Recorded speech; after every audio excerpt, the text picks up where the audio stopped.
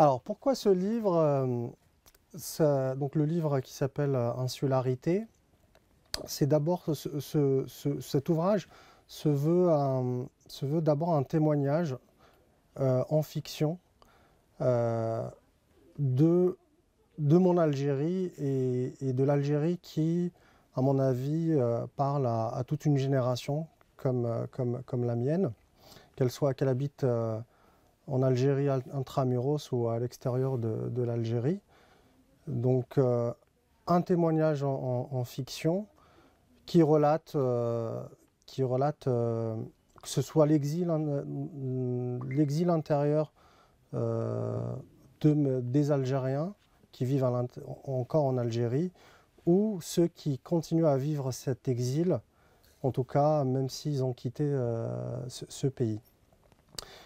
Et il me semble aussi, ou en tout cas je l'espère, je le souhaite, que cet ouvrage parle aussi à d'autres personnes, en tout cas se veut cette dimension internationale et puisse parler également à d'autres pays, à d'autres nationalités autres que les Algériens. Et l'actualité humaine, en tout cas depuis plusieurs années ou plusieurs décennies, où on assiste à des exils, à des migrations, à des mouvements, des mouvements humains. Ce qu'on peut par exemple retenir, c'est justement cet exil, en tout cas ces mouvements humains entre l'Afrique et l'Europe ou ailleurs en Occident. Ce roman, si je devais le résumer en quelques mots, d'abord les thèmes qui l'ont travaillé, ou les thèmes les sujets qui l'ont travaillé, c'est effectivement, je viens de le dire, l'exil. Donc comment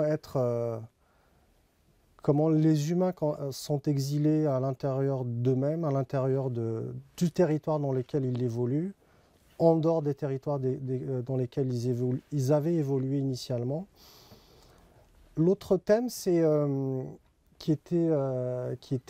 qui a travaillé, je pense, ce roman, c'est également comment être étranger à soi-même et aux autres. Ça, c'est le deuxième. Et puis le troisième, c'est aussi l'errance. C'est-à-dire, l'errance et la liberté. C'est comment on peut continuer à être libre quand on évolue dans des environnements où il y a une grosse pression sociale. Et donc finalement, cette errance, c'est une manière justement de continuer à être libre. Donc les personnages justement j'y reviendrai, les personnages de ce roman sont tout le temps ou quasiment en mouvement. Pour présenter en quelques mots, donc, en plus de ces thèmes-là, à mon sens, qui sont... Après, chaque lecteur, naturellement, trouvera, ou en tout cas, aura une autre sensibilité par rapport à d'autres thèmes qu'il pourra lire dans cet ouvrage ou ce roman. Insularité, c'est un roman où on suit 7 personnages qui ont pour la plupart enfui l'Algérie, ou on essaye de la fuir, de la quitter, donc de se mettre en situation d'exil. Donc ces personnages évoluent dans une espèce de scène mondiale, c'est-à-dire ça se passe à Alger, ça se passe à Paris, ça se passe au Canada, à Montréal, ça se passe également dans une plage à Bali, en Asie du Sud-Est. C'est également bonjour. Je dis aussi bonjour aux lecteurs qui arrivent. Et c'est également donc ils évoluent dans cette scène mondiale, et ils évoluent également dans des espaces-temps ou dans des temporalités différentes, ou en tout cas une mise en scène de la temporalité, c'est-à-dire qu'on rencontre ces personnages-là dans un passé dans un présent et dans un espèce de maintenant qui est un espèce de d'autre possible ou de outre possible si je reprends le titre du roman de Don DeLillo, Outremonde. Donc c'est une espèce d'autre potentiel de possible pour la troisième partie de ce roman. Donc vous l'avez compris, ce n'est pas un récit entre guillemets classique, dans le sens où on a une temporalité du T0 du début à la fin, mais c'est vraiment une espèce de kaléidoscope ou d'une temporalité un peu en étoile, où on suit ces personnages d'une dimension temporelle à une autre. Et finalement, ce roman aussi, c'est, comme l'a qualifié, je pense que l'éditeur, les éditions Frantz Fanon avaient qualifié ça de déflagration des mots. Et effectivement, ce mot de déflagration est assez fidèle, je pense, à cette lecture, en tout cas, de cette lecture de ce roman, qui est effectivement une déflagration de destin, de chemin de vie, à travers les temporalités que je viens de décrire, et puis également des spatialités éparses. Et puis pourquoi j'ai choisi le titre de ce roman Insularité, qui s'est finalement imposé de manière assez évidente. Donc insularité, ça renvoie justement à l'île, à ce caractère d'île.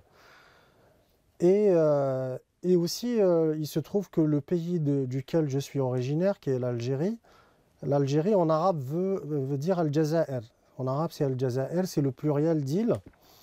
Et donc finalement, c'est un peu nos Algéries, où comment chacun peut être une Algérie à lui-même et continuer à vivre ce pays qu'il a vu naître et comment il peut toujours le porter dans son cœur alors qu'il l'a quitté. Voilà. Merci beaucoup. Si vous pouvez nous conseiller 3 livres, soit dans votre domaine, c'est-à-dire des romans, soit sur l'histoire d'Algérie pour comprendre l'Algérie. Oui. Alors d'abord, Kateb Yassine, qui n'est pas du tout un parent, je ne suis pas du tout parent de Kateb Yassine. Kateb Yassine avec le roman Nedjma, naturellement, pour ceux qui veulent découvrir l'Algérie à travers un auteur. Kateb Yassine, qui est, à mon sens, effectivement, le roman à lire pour découvrir ce pays et ce que est l'Algérie, l'Algérien. Donc j'ai cité tout à l'heure Don DeLillo, donc Outremonde. Donc un roman d'un écrivain américain habitant New York. Et puis un troisième qui est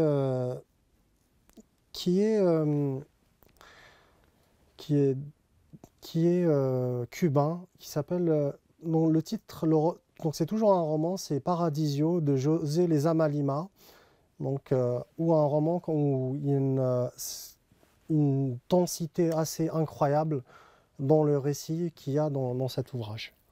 Bon, je mettrai un quatrième, s'il vous plaît, Paul Auster avec Trilogie new-yorkaise, pour voilà, 4 titres que je retiens pour cette question. Si vous avez des questions, des remarques, si vous avez déjà lu le livre.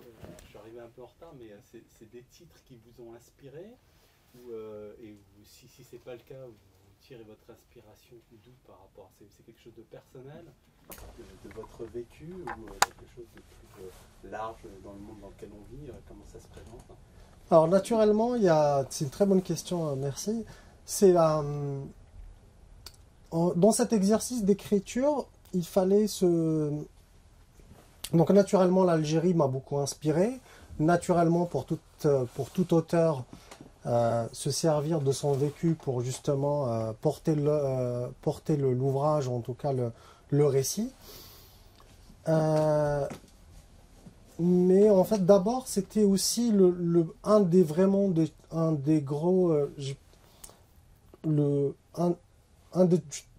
partie du travail que je devais faire, c'était me projeter dans chaque personnage.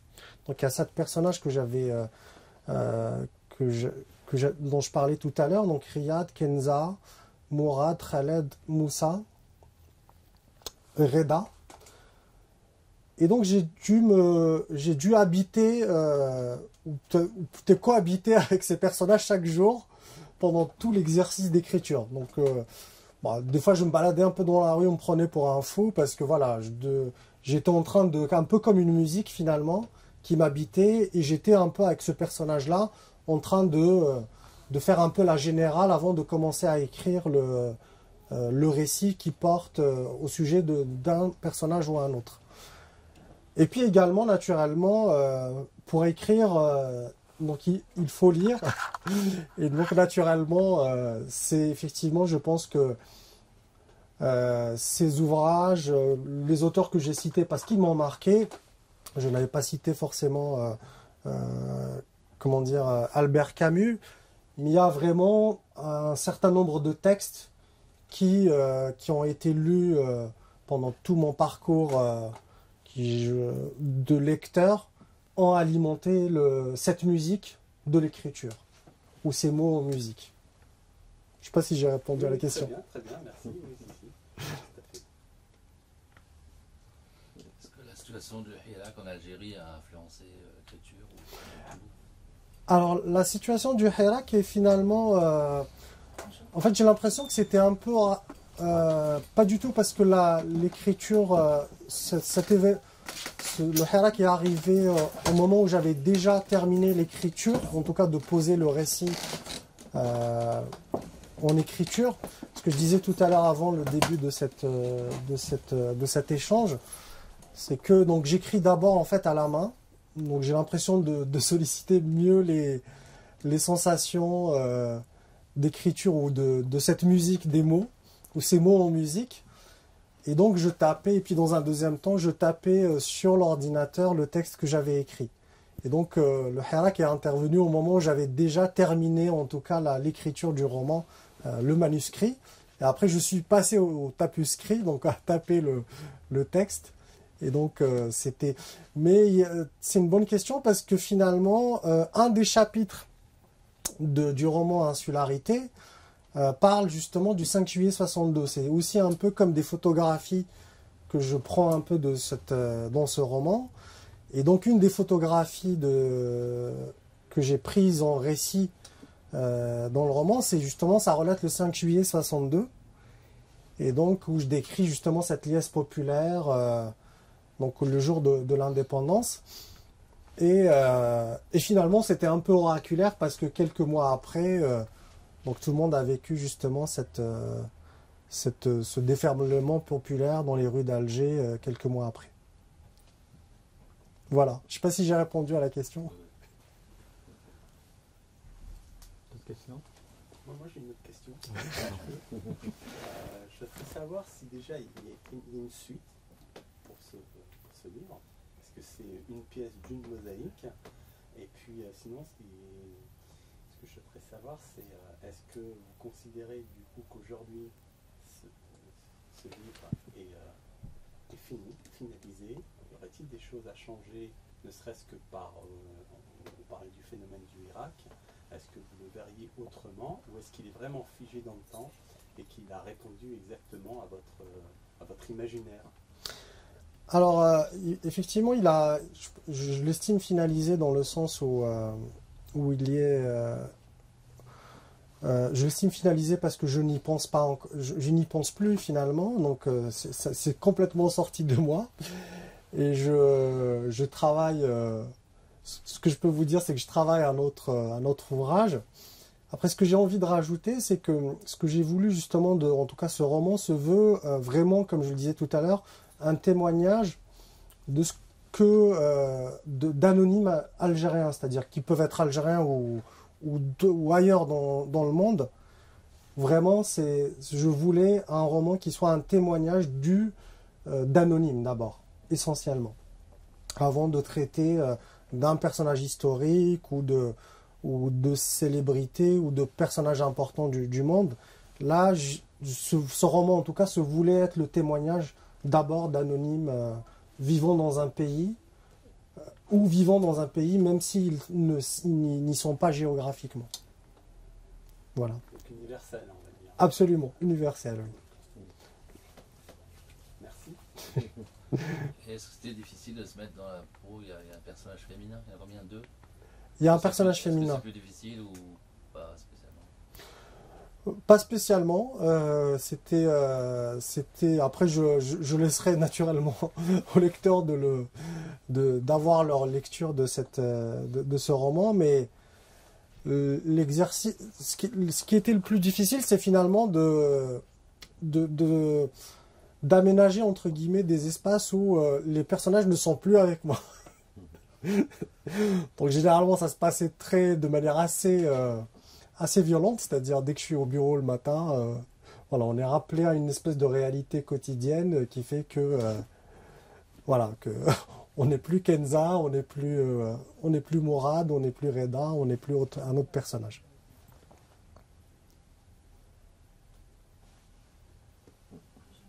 Petite question. Tu avais 20 ans que tu es en France, un peu plus de 20 ans.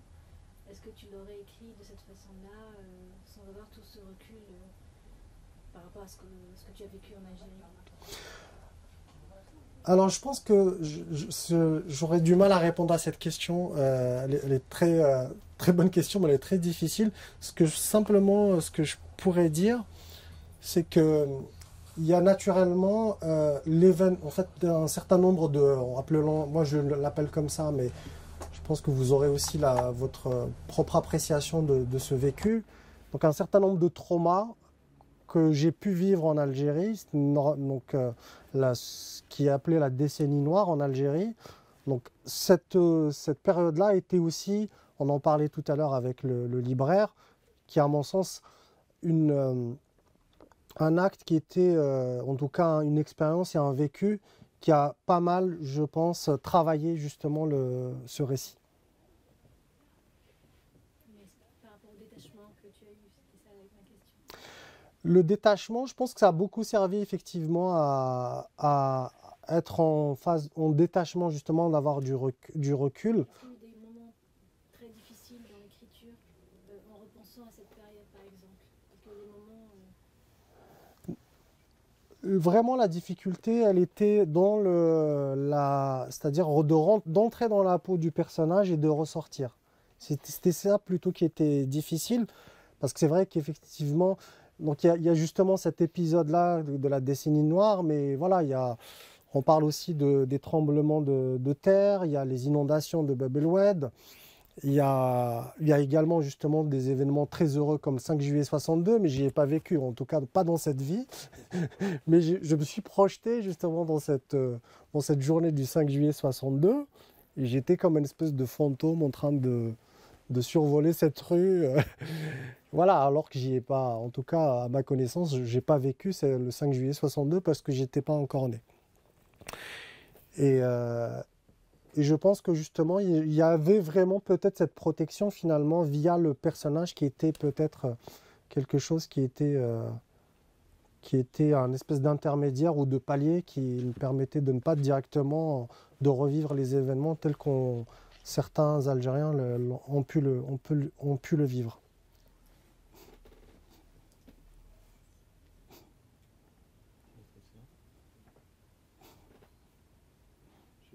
Je souhaiterais savoir, plus personnel, vous avez écrit ce livre en français, l'avez-vous pensé en français, vous maîtrisez le berbère et l'arabe, et je voudrais savoir qu'est-ce qui vous a mené à l'écrire en français.